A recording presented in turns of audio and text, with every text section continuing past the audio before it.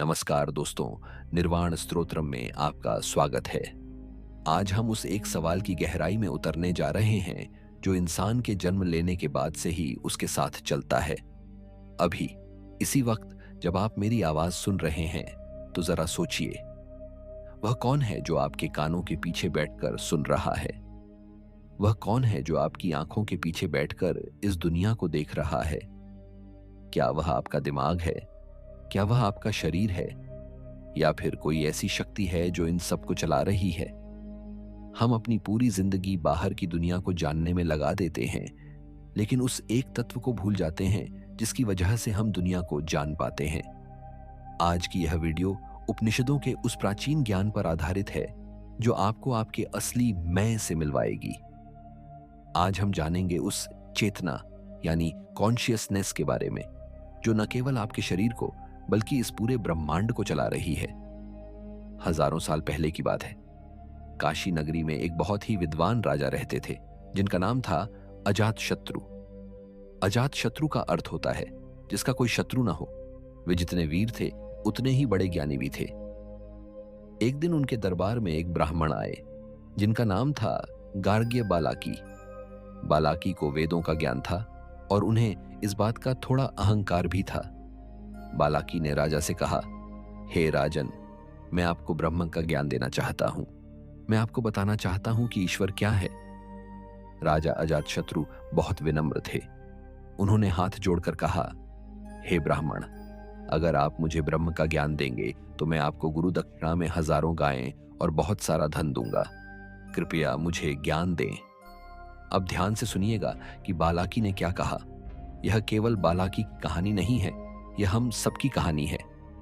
हम ईश्वर को कहां कहां ढूंढते हैं। बालाकी ने कहा, राजन, आकाश में जो यह चमकता हुआ सूर्य है, मैं उसी पुरुष को ब्रह्म मानता हूं। वही सबको रोशनी देता है, वही जीवन है। राजा अजातशत्रु ने सिर हिलाया और कहा, नहीं ब्राह्मण, सूर्य महान है, तेजस्वी है, लेकिन वह ब्रह्म नहीं है। सूर्य तो केवल एक दृश्य है, एक ऑब्जेक्ट है जिसे हम देख सकते हैं। वह उगता है और ढल जाता है।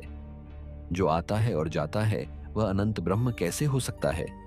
बालाकी ने फिर कहा, तो फिर जो चंद्रमा में है, जो मन को शीतलता देता है, वही ब्रह्म है। राजा ने इसे भी नकार दिया।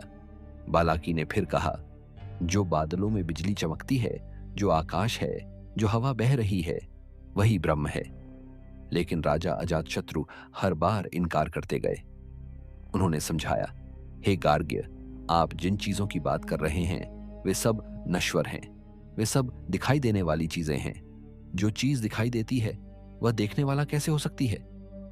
आंख दुनिया को देखती है, लेकिन आंख खुद को नहीं देख सकती। आप जिसे ब्रह्म कह रहे हैं वे तो बस प्रकृति के अलग अलग रूप हैं। जब बालाकी के सारे तर्क खत्म हो गए, जब उनका सारा ज्ञान धरा का धरा रह गया, तो वे चुप हो गए। उनका अहंकार टूट गया। जिस राजा को वे ज्ञान देने आए थे, आज उसी राजा के सामने वे अज्ञानी बनकर खड़े थे। बालाकी ने राजा के चरणों में सिर झुका दिया और कहा, राजन, मेरा ज्ञान यहीं तक था। अब मैं आपको अपना गुरु मानता हूं। कृपया आप ही मुझे सिखाइए कि असली ब्रह्म कौन है। वह कौन है जो इन सब के पीछे छिपा है? राजा अजातशत्रु ने बालाकी का हाथ थामा। असली ज्ञान देने के लिए वे उन्हें राजमहल के भीतर ले गए। वहां एक कमरे में एक आदमी गहरी नींद में सोया हुआ था। राजा ने उस सोए हुए आदमी को जोर से आवाज दी। उन्होंने कहा, ओ महान पुरुष, ओ सोमराजन, जागो। लेकिन वह आदमी नहीं उठा। वह गहरी नींद में सोता रहा। उसे पता ही नहीं था कि कोई राजा उसे पुकार रहा है। फिर राजा ने उसे अपने हाथों से हिलाया और वह आदमी तुरंत हड़बड़ाकर जाग गया।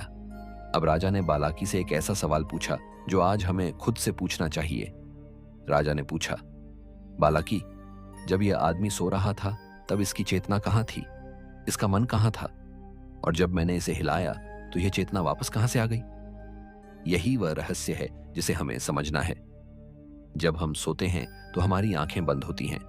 हम कुछ देखते नहीं, हमारे कान कुछ सुनते नहीं। यहां तक कि यह हमारा मन जो दिन भर सोचता रहता है वह भी गहरी नींद में शांत हो जाता है। लेकिन फिर भी कोई है जो वहां मौजूद रहता है। सोचिए, जब आप सोकर उठते हैं तो आप कहते हैं, आज मैं बहुत सुख से सोया। अगर आप सो रहे थे तो यह सुख किसने महसूस किया? वह कौन था जो नींद को देख रहा था? राजा अजातशत्रु ने समझाया कि वह साक्षी ही आत्मा है, वही ब्रह्म है। जैसे आग से चिंगारियां निकलती हैं, वैसे ही उस एक आत्मा से हमारी सारी इंद्रियां निकलती हैं।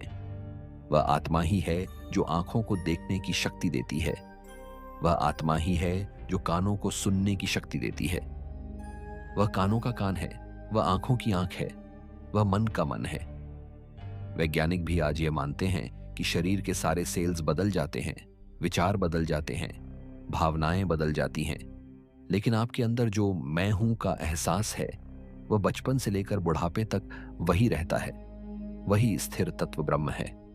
इस बात को और गहराई से समझने के लिए मैं आपको केनोपनिषद की एक बहुत ही अद्भुत और रहस्यमयी कहानी सुनाता हूं। यह कहानी है देवताओं और एक यक्ष की। एक बार की बात है, देवताओं और असुरों के बीच भयंकर युद्ध हुआ। इस युद्ध में देवताओं की जीत हुई। जीत के बाद देवताओं को बहुत घमंड हो गया। अग्निदेव को लगा कि यह जीत उनकी वजह से हुई है, क्योंकि उन्होंने असुरों को जला दिया। वायुदेव को लगा कि यह जीत उनकी है, क्योंकि उन्होंने असुरों को उखाड़ फेंका। हर देवता यह सोचने लगा कि यह शक्ति मेरी है। उनके इस अहंकार को तोड़ने के लिए वहां एक अजीब सी रोशनी प्रकट हुई। एक विशाल और दिव्य यक्ष वहां आकर खड़ा हो गया। देवता डर गए। उन्होंने सोचा, ये कौन है? देवताओं ने सबसे पहले अग्निदेव को भेजा कि जाओ और पता लगाओ कि वह यक्ष कौन है। अग्निदेव बड़े गर्व के साथ उस यक्ष के पास गए। यक्ष ने उनसे पूछा, तुम कौन हो और तुम्हारे अंदर क्या शक्ति है? अग्निदेव ने घमंड से कहा, मैं अग्नि हूं, मैं जातवेदा हूं। इस पृथ्वी पर जो कुछ भी है मैं उसे जलाकर राख कर सकता हूं।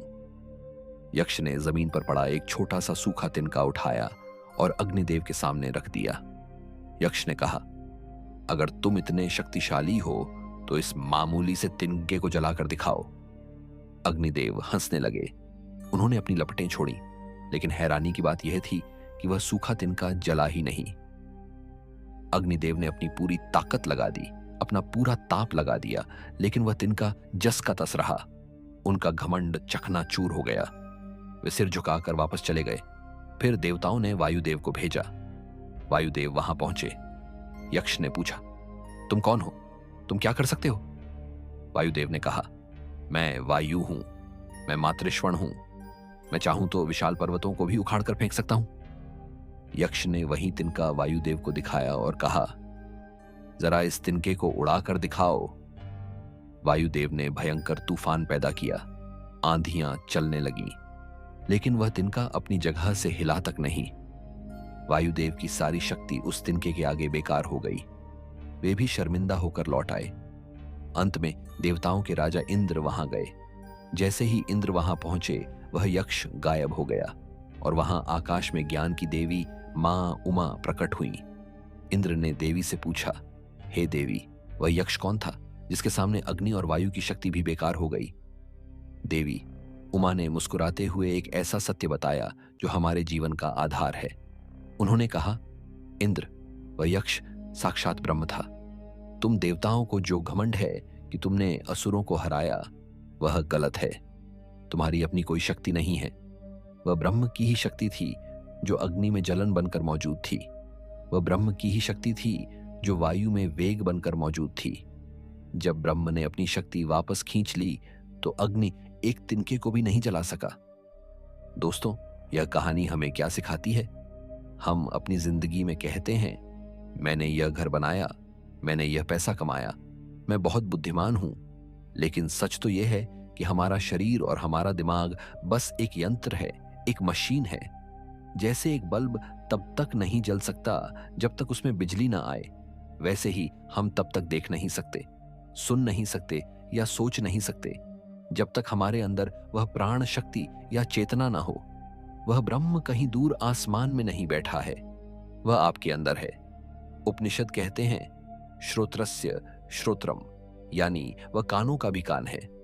मनसो मना, यानी वह मन का भी मन है।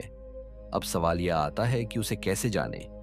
हम उसे अपनी आंखों से नहीं देख सकते क्योंकि वह आंखों को देखता है। हम उसे अपने दिमाग से नहीं समझ सकते क्योंकि वह दिमाग को समझता है। जैसे एक टॉर्च की रोशनी सब कुछ दिखा सकती है, लेकिन वह रोशनी खुद को नहीं देख सकती। उसे खुद को देखने के लिए किसी दूसरी रोशनी की जरूरत नहीं होती। वह स्वयं प्रकाश है। आप भी स्वयं प्रकाश हैं। आपको यह साबित करने के लिए किसी सबूत की जरूरत नहीं है कि आप हैं। आप जानते हैं कि आप हैं। यह जो होने का एहसास है, यही उस परमात्मा का रूप है। तो अगली बार जब आप आईने में खुद को देखें तो याद रखिएगा, यह शरीर बदलता रहेगा, विचार बदलते रहेंगे, वक्त बदलता रहेगा, लेकिन जो इस आईने को देख रहा है वह अजर है, अमर है, अविनाशी है। वही सत्य है, वही ब्रह्म है। अपने अंदर उस शांत साक्षी को ढूंढिए। जब भी मन बेचैन हो, बस 2 पल के लिए रुकिए और खुद से पूछिए, यह बेचैनी किससे हो रही है? आप पाएंगे कि आप बेचैनी नहीं हैं, आप उसे देखने वाले हैं। और जो देखने वाला है वह हमेशा मुक्त है, हमेशा शांत है। यही वेदों का सार है और यही जीवन का सत्य है। अहम ब्रह्मास्मि, मैं ही वह ब्रह्म हूं। तत्वमसि, वह तुम ही हो।